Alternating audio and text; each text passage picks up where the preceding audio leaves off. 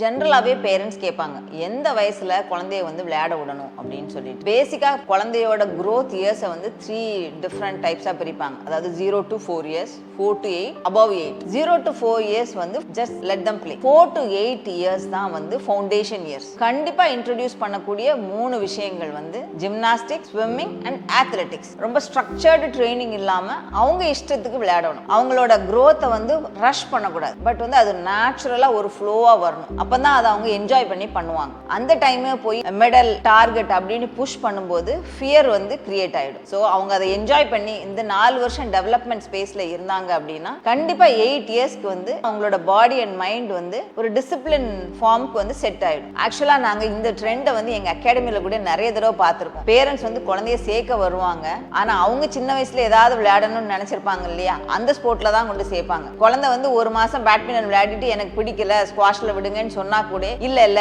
பேட்மிண்டனே விளையாடு அப்படின்னு சொல்றவங்களும் இருக்கிறாங்க. எப்பவுமே வந்து குழந்தைக்கு என்ன ஸ்போர்ட் பிடிக்குது, அதுக்கு எதுல இன்ட்ரெஸ்ட் இருக்குன்னு பார்த்து விடும்போது கண்டிப்பா குழந்தை ஷைன் ஆகும். ஏன்னா ரியல் சாம்பியன்ஸ் வந்து பிரஷர்ல பில்ட் ஆக மாட்டாங்க, பேஷன்ஸ்ல தான் பில்ட் ஆவாங்க.